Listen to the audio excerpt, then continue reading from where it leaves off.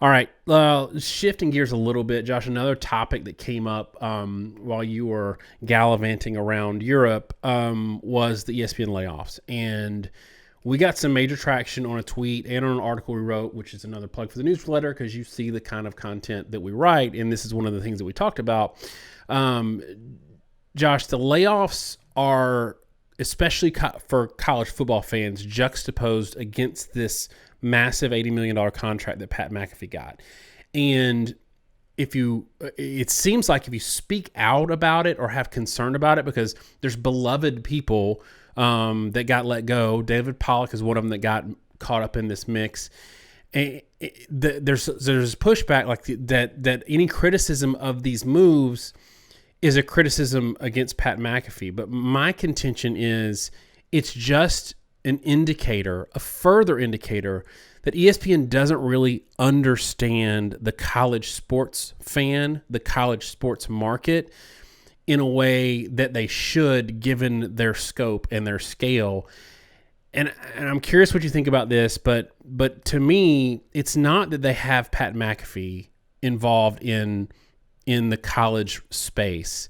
It's that they're trying to force him into Gameday, which I would argue is a Hail Mary to not lose Gen Z and millennials, like a lot of younger generation, and try to keep the ratings there.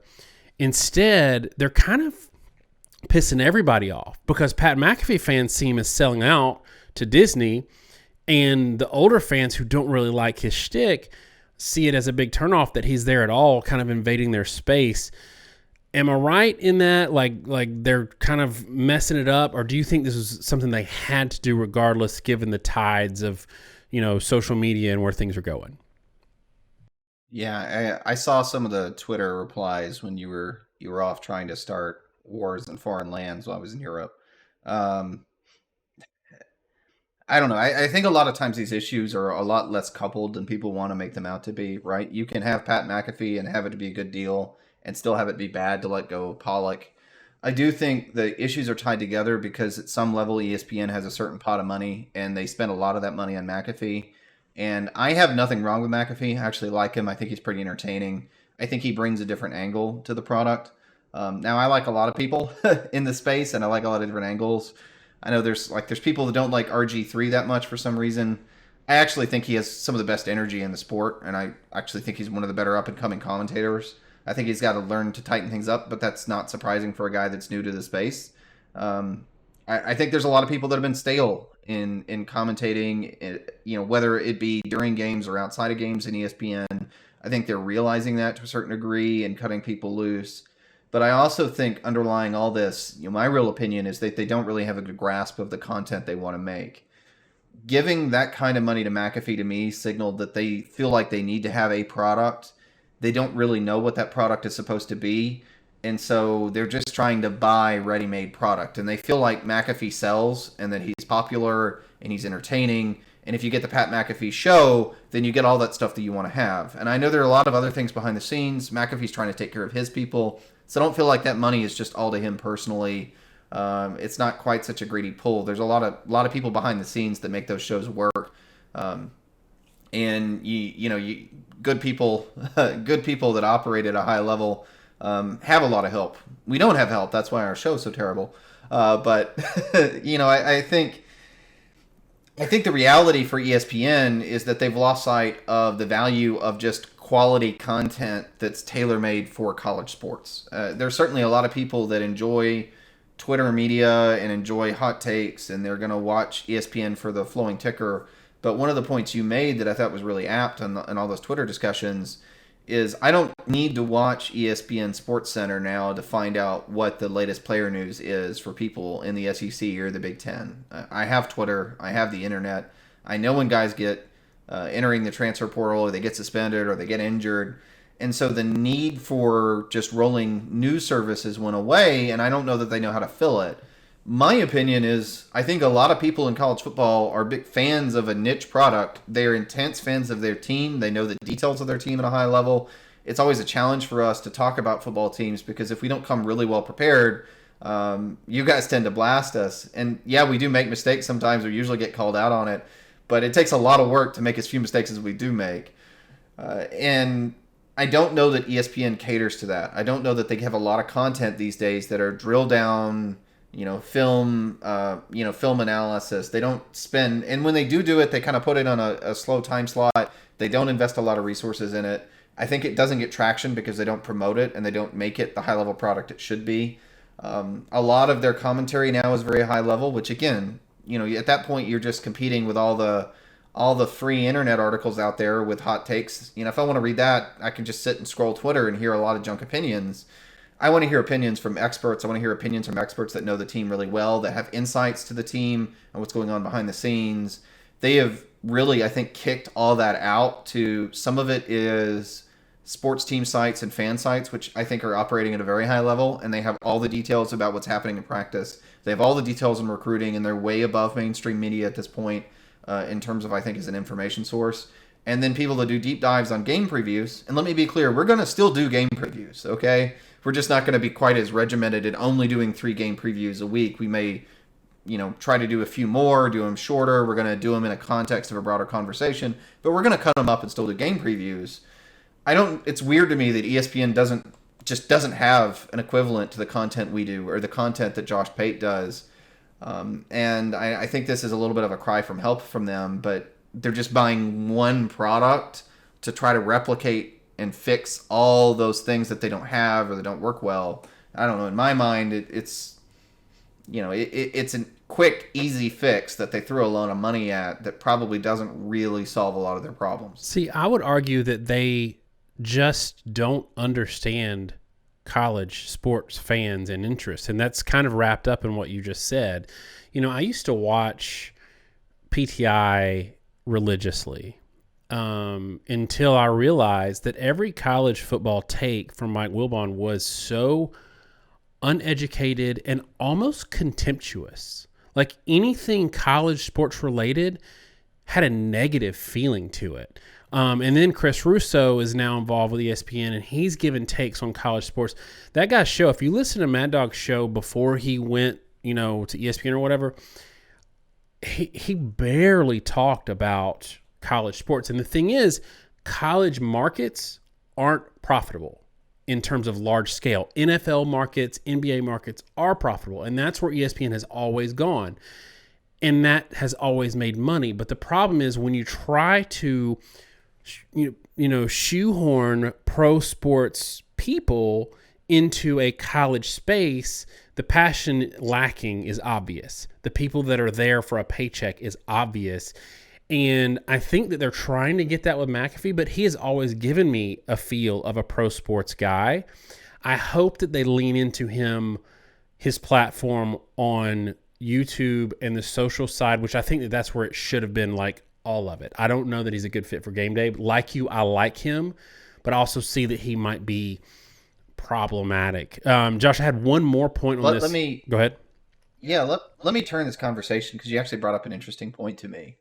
When we talk about expansion and we talk about the reframing of college football, is there an argument that a lot of what's happening right now in terms of consolidation of teams into a handful of conferences, the likelihood that the major conferences, I think, probably will break away from the rest of college football within the next 10 years, do you think a lot of that's being driven by TV not knowing how to handle college sports, but they have these huge dollar contracts?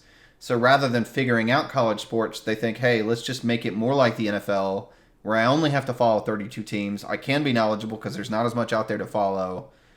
And then just assuming if you make college like the NFL, then they can cover it well and they can make more money off of it. I mean, is that... I've never really thought about it that plainly put, but do you think is that what's going on? I think that is part of it, because I think the NFLification of college football has been slowly happening over the last 10 years. And if you go to any game at a major P5, especially SEC Big Ten, you'll notice that parking is a lot more expensive and the cheap parking is a lot further off campus. Tailgating has been completely taken over by the universities themselves. And there is no kind of like organic gathering of a family. Like you go to a tailgating sections now, it's all corporate. It's all pre-set up stuff, very expensive. You go to stadiums and it's ribbon boards and screens and everything that that was once character has kind of been sucked out of it, because you can put an ad on a ribbon board. You can put an advertisement on a video board.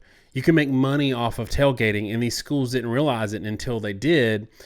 The problem is TV, though, because at the same time, the TV product has gotten so much better that, and so widespread, to your point about these contracts, that there's a downside to even going to the game because you miss a lot of the TV product. And I do think consolidation is happening there, but I think that there's a handful of people on the media side, and there's a handful of people on the NCAA/AD side that see a short-term money grab, and they are really ignorant to the potential long-term health of the sport eroding because of what they're doing right now. And this is a point that you make all the time. And I know we want to move on to other topics, but this is super interesting to me because of like this one ESPN deal sort of touches so many issues in college football.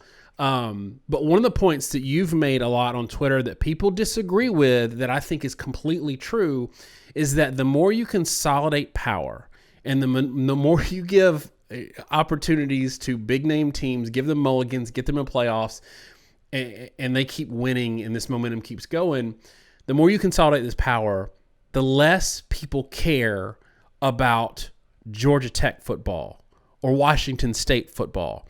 And you have this hyper interest from a smaller group of fans. And the point you always make is, because people say, well, if Georgia Tech football goes away, those people will just become football fans. But your point is, or they'll become Georgia fans. But your point is, no, they'll just cease being football fans.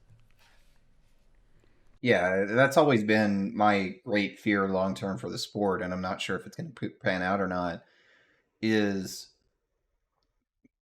there's this belief that major college football, the more you accentuate it, the more you make more big games happen on a weekly basis, the more the ratings are going to go up.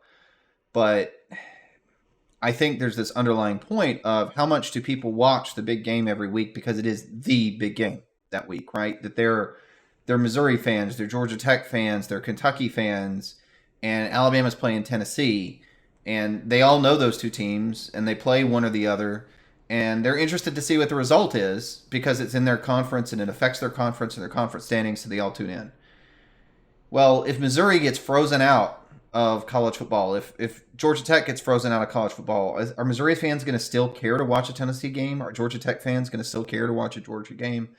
I don't buy that they are. I think you're going to lose a lot of those fans. And sure, there are people like us that are big national fans of the sport, but for a lot of people, and I think there's absolutely zero wrong with this, they are fans of the sport relative to their team.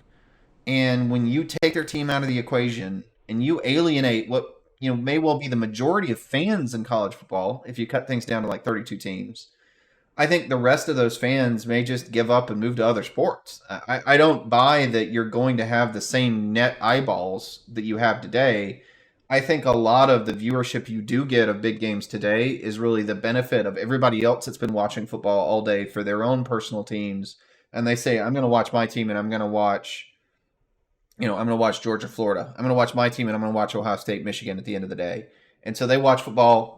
They're in that mode. They go to the other game, right?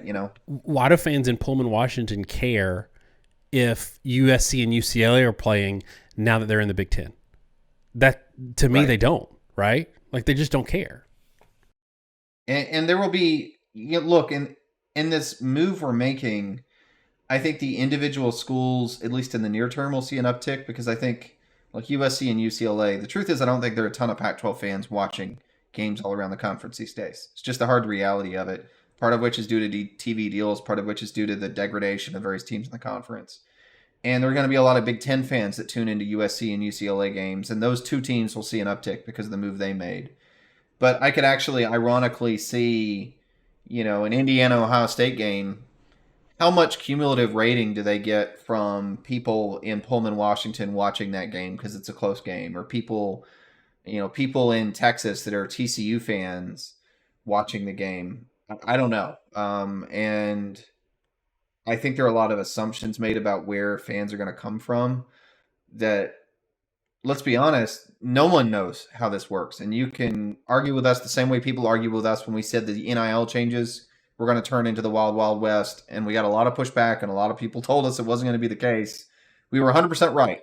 And our point was always then, as I'm saying it now, no one, doesn't matter if you're the president of one of these TV companies, they don't have any better idea or theory than we do about how fans are going to react to these changes. And a lot of them are making assumptions based off how much is going to make them money in 2 or 3 years, because they've got their 3-year contract as the CEO of this broadcast company, and they need to make money now for their shareholders.